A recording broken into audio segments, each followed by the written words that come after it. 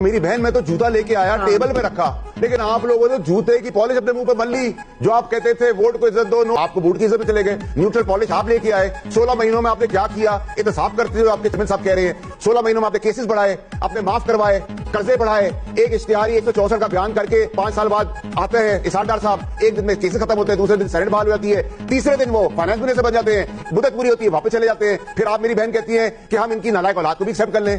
تو پھر آپ کو مبارک ہو بہن، آپ کہتی ہیں لوگوں کی مزری نہ بتائیں، لوگ کے بچے ریپ ہو رہے ان کا ذکر نہ کریں، روٹی نہیں مل رہی اس کا ذکر نہ کریں. آپ کہتے ہیں ہمارا کنوکٹڈ مجرم لیڈر اترے گا، ہم ہیلی کاپٹر میں بٹھائیں گے، مینار پاکستان کی پیک پہ بٹھا دیں گے. بہت اچھی بات ہے، بٹھا دیں. لیکن کیا پریزن وین ہمارے ٹائم پہ آئی تھی؟ سنڈے کو جوڈیشری کھلی تھی، آپ لوگوں نے لائرز کو اور ججوں کو بلیک میل کیا ویڈیو سے، سپریم کورٹ میں حملے کیے. مشرف صاحب کی لڑائی، راحیل شریف صاحب کی لڑائی، آپ کی لڑائی، ہر فوجی صاحب کی لڑائی، باجوہ صاحب کی لڑائی. اگلی لڑائی کے لیے آپ نے پہلے ہی بیگل بجا دی ہے. تو میری بہن میں کدھر جاؤں؟